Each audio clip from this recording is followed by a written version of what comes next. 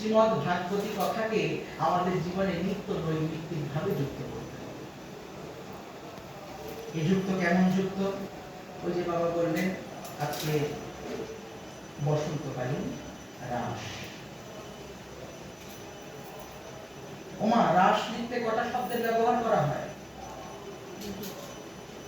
রাস লিখতে কটা শব্দের ব্যবহার করা হয়? দুটি শব্দ, র আর স, বৈষণ্য র এবং দন্তেশ্ব, দন্তযুক্ত স, দন্তেশ্ব। তিনটে স্বরের আলাদা আলাদা উচ্চারণ আছে, যেমন দন্তযুক্ত স, দন্তেশ্ব, মূর্ধযুক্ত স, মূর্ধন্য স, তালুযুক্ত স, অর্থাৎ তালুতে জিহ্বা স্পর্শ করে যে স উচ্চারণ করে তাকে বলে তালবস্ব। বাংলা ভাষায় এগুলির চর্চা না থাকলেও সংস্কৃত অধ্যয়নের মাধ্যমে এগুলিকে কিন্তু র এবং স তার মাঝখানে কি দিয়েছে না? আকার দিয়েছে। এই আকার স্বরূপ হচ্ছে যোগমায়া। আকার স্বরূপ যোগমায়া। যোগমায়া কি করছে? র এবং স আকার যদি তুলে দেয় না তাহলে কি হবে? রস। যোগ মায়া যোগেশ্বরী কাত্যায়নী মহামায়ী মহায়োগিন্দ্রী অধীশ্বরী নন্দ গোপ সুতং দেবী পতিং মে কুরুতে নমঃ।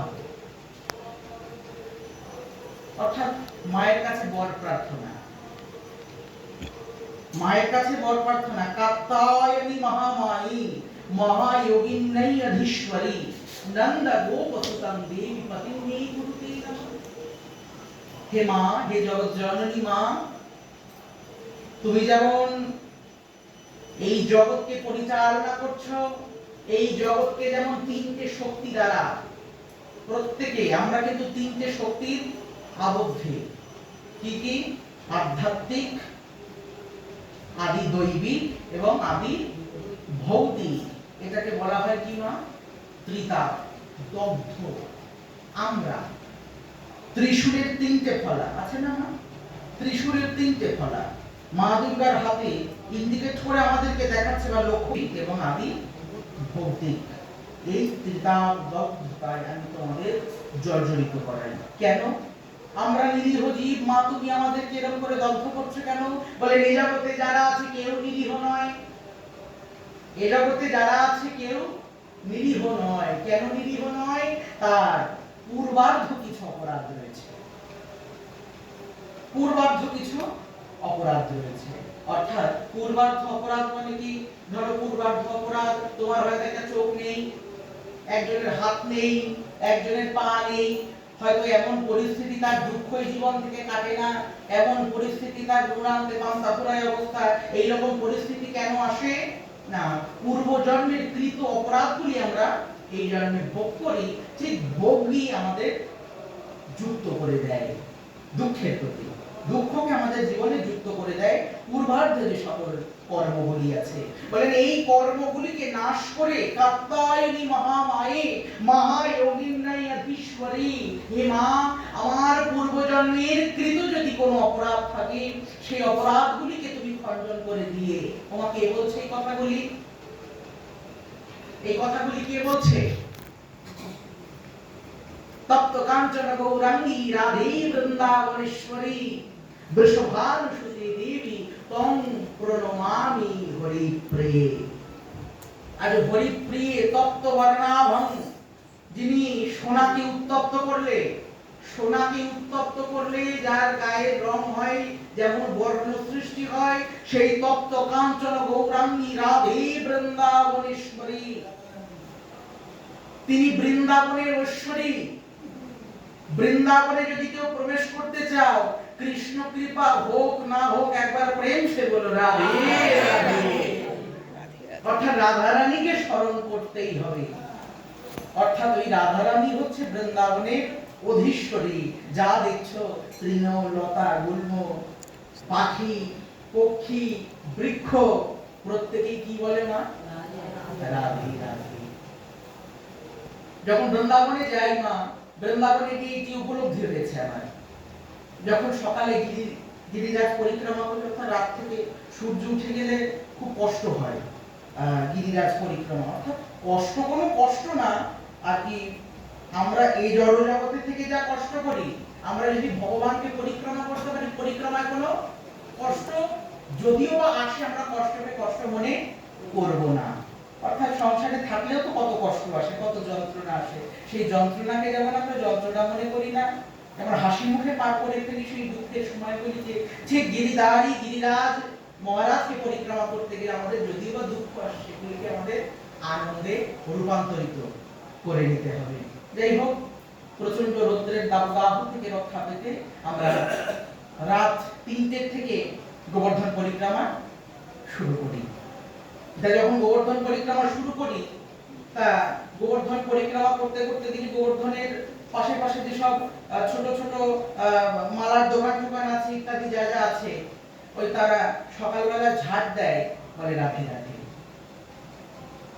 সকালবেলা একজন মানুষ জল দিচ্ছে, বলছে রাধে রাধে। দোকানদার ঝাড় তুলছে, রাধে রাধে। অর্থাৎ কষ্ট হচ্ছে, পরিশ্রম হচ্ছে, কিন্তু তাকে কাকে স্মরণ করছে? রাধা রানীকে। অর্থাৎ যাবৎকৃত কর্ম রাধা চরণে সমর্পণমস্তু। অর্থাৎ আমার যাবৎ যা কর্ম হচ্ছে, যদি আমার পাপও হয়, যদি আমার পাপও হয়, যদি আমার পুণ্য হয়, আমি সবকিছু আমি রাধা রানীর শ্রী চরণ কমলে সমর্পণ করছি। দোকানদার ঝাঁপ তুলছে, বলছে রাধে রাধে। আজ প্রত্যেকটা গাছে গোল গোল করে লিখে রাখা শ্রী রাধে শ্রী রাধে। গাড়ির ড্রাইভার সূর্য উদয়ের 1 ঘন্টা 36 মিনিট আগে ব্রহ্ম মুহূর্তে উঠবেন। ওঠার পরে রাধাকুঞ্জের কাছাকাছি যাবেন। কাছাকাছি গিয়ে খুব বড় কোনো আশ্রম বা যদি কিছু থাকে, রাধাকুঞ্জের পাশ দিয়ে আছে না বহু আশ্রম, আশ্রমের সর্বোচ্চ স্তরে চলে যাবেন, অর্থাৎ একদম উপরের তলায় চলে যাবেন। গিয়ে এক মন এক প্রাণ দিয়ে হাতে রাধা নাম জপ করতে করতে, হরি নাম জপ করতে করতে শুধু চারিদিকের পরিবেশটা দর্শন করবেন। শুধু চারিদিকের পরিবেশটা দর্শন করবেন, যেন মনে হবে যমুনার জল যে উজান বয়ে যাচ্ছে, সেই যমুনার জলের প্রত্যেকটা কণায় কণায় যেন রাধা নাম অঙ্কিত করা আছে। আজ পাখি এক স্থান থেকে আরেক স্থানে যাচ্ছে, সেই পাখির মুখের যে কিচির মিচির শব্দ, তা যেন আপনার কানে আসবে রাধে রাধে। আজ দেখে মনে হবে যেন বৃন্দাবনে তরু লতা বৃক্ষগণ তারাও যেন বলছে রাধে রাধে। আজ বৃন্দাবনের তরু লতা বলে, তারাও বলে কৃষ্ণ কথা। সখীরে ওই বৃন্দাবনের তরুলতা লতা, ওই তারাও বলে কৃষ্ণ কথা। সবাই কৃষ্ণ কথা বলে, বলে না জটিলা কুটিলা। কে বলে না? জটিলা কুটিলা। এরা কৃষ্ণকে মোটে জটিলা কুটিলা বলে না। সেই শ্রীমতী রাধারানী কৃষ্ণ চরণে দেহ মন প্রাণকে সমর্পণ করে দেওয়ার জন্য কৃষ্ণ চরণ কমলে কৃত কর চরণ পাদপদ্মে সমর্পণ করে দেব। আজ কিভাবে সমর্পণ করব, কিভাবে গোবিন্দ চরণকে প্রাপ্ত করা যায়? আমি শুনেছি পুরাণে নারদ ব্যাখ্যানে পূর্ব জন্মের সুকৃতি থাকলে পায় নাকি ব্রজেন্দ্র নন্দন। সবাই পায় ব্রজেন্দ্র নন্দন, সবাই। আমার লক্ষ্য হচ্ছে কৃষ্ণ চরণে প্রাণ সমর্পণ করে তোলা। আর উপলক্ষ্য কি? সংসারে থেকে যদি কোনো মানুষকে কৃষ্ণ নাম আস্বাদন করাতে পারি, এটাই আমার জীবনের উপলক্ষ্য। ঠিক তদ্রূপ ভাবে আমাদের লক্ষ্য এবং উপলক্ষ্য এবং রাধারানীর লক্ষ্য এবং উপলক্ষ্য কতটা আকাশ পাতাল পার্থক্য, কতটা আকাশ এবং পাতাল পার্থক্য। সাধে কি বলেছে? লাদিনী শক্তি স্বরূপা শ্রীমতী রাধারানী। আল্লাহ থেকে সৃষ্টি হয়েছে। গোবিন্দের যে আহ্লাদ, মানুষের একটা থাকে না মা, যে তুমি অন্য একজনকে দেখলে খুব আহ্লাদিত হয়ে পড়ো, বা তুমি কোনো ভালো বস্তু তোমার সামনে আসলে তুমি বেশ খুশি হয়ে আহ্লাদ হও। সেই আহ্লাদনকারী শক্তি আজ শ্রীমতী রাধারানী রূপে আবির্ভূত হয়েছে। প্রেম যে বলো রাধে রাধে। এখন কথা হলো, আচ্ছা আহ্লাদিনী শক্তি শ্রীমতী রাধারানী না হয়ে কোন পুরুষও তো হতে পারত, অর্থাৎ প্রকৃতি না হয়ে পুরুষ হতে পারত না? প্রশ্ন তো আসে না। প্রকৃতি না হয়ে পুরুষরা সুখ হতে পারত? প্রকৃতি না হয়ে পুরুষ, পুরুষ কেন হলো না? পুরুষ দেহ কেন হলো না?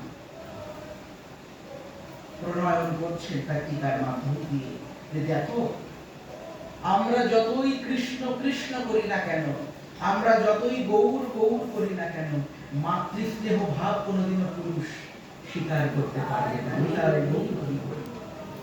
মাতৃস্নেহ কোনোদিন একজন পুরুষ আয়ত্ত করতে পারে না। এর জন্য বলে একটি দুধের কলসি দিয়ে 7টি দুধের কলসিকে পূর্ণ করা যায়, কিন্তু 7টি পূর্ণ দুধের কলসি দিয়ে একটি মারুতি কলসকে পূর্ণ করতে পারে না। পারে না। মায়ের ঋণ পরিশোধ করা যায়? পরিশোধ করা যায় না। মায়ের ঋণ কোনোদিনও পরিশোধ করা যায় না। ঠিক তদ্রূপ ভাবে আজ পিতানন্দ এবং মা যশোমতী আর যখন কালীনাগ দমনে গেছে, অজ্ঞান হয়ে গেছে।